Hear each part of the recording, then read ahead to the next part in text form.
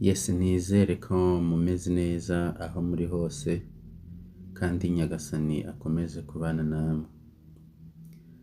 Ariko biterwa n'iki kubona abantu baraturanye, abantu barabanye kandi babana wenda neza nta kindi kibazo bagiranye wenda uretse bya bintu wenda bibaho nyine by'ubuzima. Muri ubu buzima hari igihe umuntu aba mubi atari ukubera ko yagombye kuba mubi, ahubwo ari ukubera nyine ubukene cyangwa se wenda nyine kondisiyo y'ubuzima arimo ikamwangara nyine igatuma atabaho ameze neza. Wenda akaba yari umwana w'umusore uzi kuririmba, akaba ari umwana w'umusore uzi gukina umupira, ariko ubuzima bukanga, wenda se akaba ari imfubyi cyangwa se wenda akarangiza amashuri cyangwa se wenda akayacikiriza bitewe n'ubuzima yaciyemo.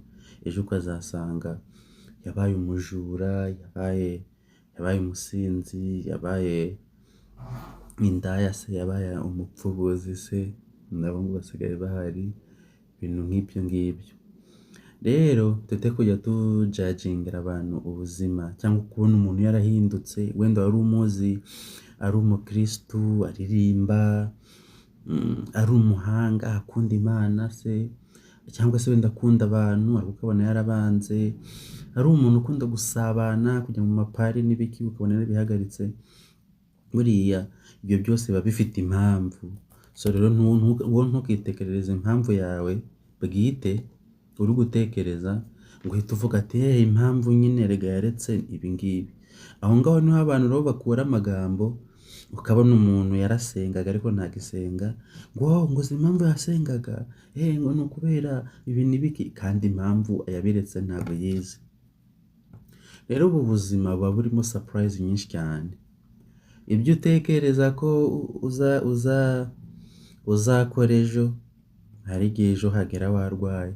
Ibyo utekereza yuko aho ushaka kuzagera, hari imitego myinshi cyane utabasha kubona, imwe n'imwe utabasha no gutegura, imwe n'imwe izigutunguye. Hari inshundura abantu bisangamo ewana, cyagiye bari kurwana no kugira ngo utere intambwe ujya ahandi, ukarwana intambwe kugira ngo wikure muri urwo rushundura rwagufashe ejo cyangwa ejo bundi utazarugumamo. So rero ntitugacire abantu imanza bitewe n'uko wenda bahindutse cyangwa bahinduwe n'ubuzima, cyangwa se wenda batakigira neza cyangwa se wenda batagisabana, kuko haba hari impamvu kandi impamvu y'ubuzima.